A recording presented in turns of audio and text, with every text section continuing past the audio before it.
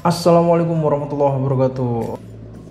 Oke, di video kali ini saya akan mereview sebuah motherboard set dari Bosch dengan tipe X40 Ti. Oke, seperti apa fungsi dan kegunaan berbagai motherboard yang ada di dalam kotak ini. Oke, sebelum saya mau buka ini, jangan lupa untuk teman-teman yang belum like, komen, dan belum subscribe channel saya, segera di subscribe agar nggak ketinggalan info-info dari video saya selanjutnya. Untuk lebih jelasnya, kita akan buka seperti apa di dalamnya dan apa saja fungsi kegunaan dari motherboard yang udah ada di box ini. Oke, di sini kita ada satu buah holder atau hand holder. Ini bawaan dari ketika membeli motherboard set ini, bermerek yang sama, Bosch. Terus kita akan review dulu sebelumnya untuk kotak itu sendiri. Jadi motherboard ini sebenarnya udah lama saya punya, cuman baru kali ini saya bisa review. Oke, di sini yang pertama ada tipenya, yaitu tipe X40 Ti. X40 Ti berarti 40 ini jumlah motherboard yang ada di dalam kotak ini berjumlah 40.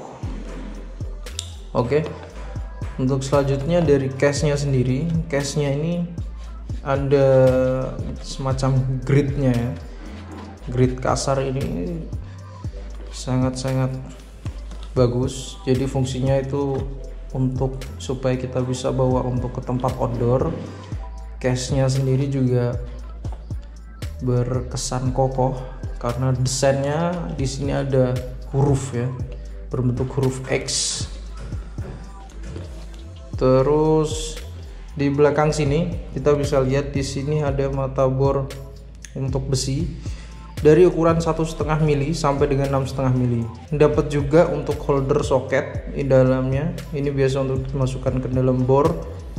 Terus ada juga motherboard untuk tembok dari ukuran 4 mili sampai dengan 7 mili.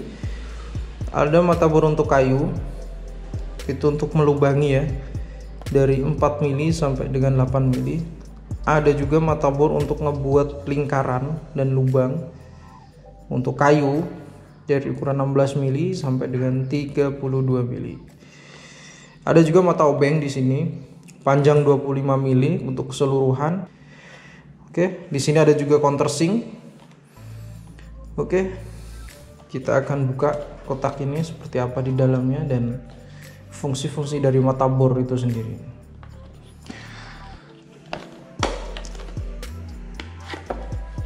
Ini dia motherboard set dari Bosch X40 Ti. Oke, yang pertama bisa kalian lihat ya, di sini ada juga tertera ukuran di case-nya, itu ada tertera ukuran-ukuran untuk motherboardnya. Bisa kalian lihat ya, di sini untuk motherboardnya udah kelihatan dari segi warna. Di sini untuk tembok, untuk besi, dan ini untuk kayu, hitam, gold, sama silver.